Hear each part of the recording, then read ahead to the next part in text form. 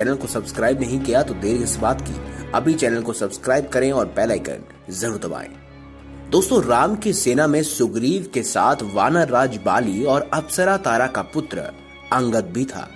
राम और रावण युद्ध के पूर्व भगवान श्री राम ने अंगद को अपना दूत बनाकर लंका भेजा था, लेकिन वहां पर रावण ने अंगद का अपमान किया। अंगद ने तब अपनी शक्ति का परिचय देकर रावण को उपदेश दिया और पुनः राम के शिविर में लौट आए। अब सवाल ये उठता है कि अंगद में इतनी शक्ति कैसे आई कि कोई भी असुर, राक्षस इत्यादि, यहाँ तक कि स्वयं रावण भी उसके पैर को हटाना तो दूर, हिला तक नहीं पाए।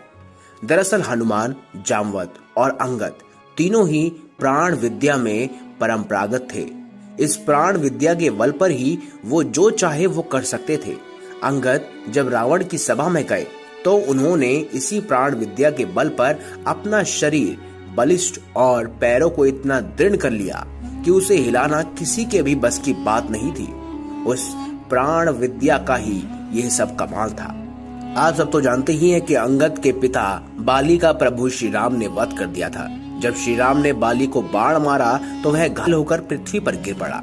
इस अवस्था में जब पुत्र अंगद उसके पास आया तब बाली ने उसे ज्ञान की मुख्य 3 बातें बताई। पहली, देश, काल और परिस्थितियों को समझो। दूसरी, किसके साथ कब, कहां और कैसा व्यवहार करना है, इसका सही निर्णय लेना चाहिए। और तीसरी, पसंद नापसंद, सुख दुख को सहन करना चाहिए और क्षमा भाव के साथ जीवन व्यतीत करना चाहिए। बाली ने अपने पुत्र अंगद से ये बातें ध्यान रखते हुए कहा कि अब से तुम सुग्रीव के साथ रहो। जब श्री राम जी लंका पहुंच गए तब उन्होंने रावण के पास अपना दूत भेजने का विचार किया।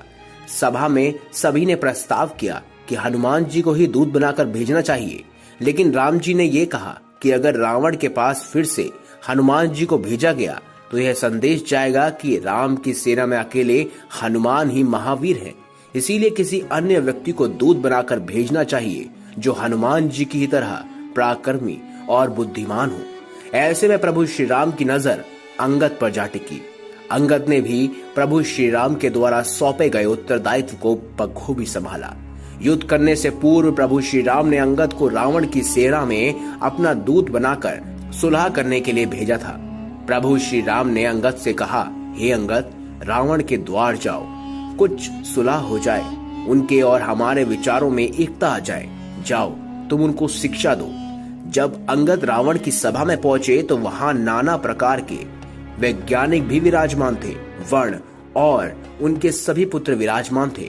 रावण ने कहा कि आओ, तुम्हारा आगमन कैसे हुआ? अंगद ने कहा कि प्रभु, मैं इसीलिए आया हूं कि राम और तुम्हारे दोनों के विचारों में एकता आ जाए। तुम्हारे यहाँ संस्कृत के प्रसार में अभाव आ गया है।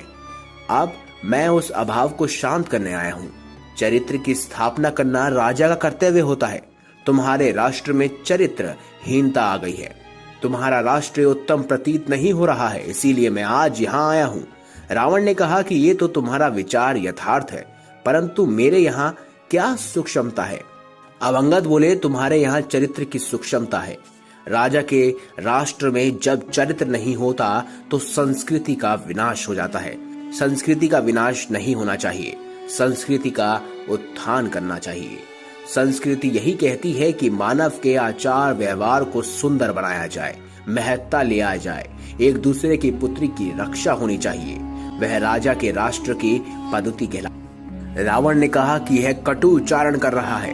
अंगद ने कहा कि मैं तुम्हें प्राण की एक क्रिया निश्चित कर रहा हूँ। यदि चरित्र की उज्ज्वलता है तो मेरा यह पग है।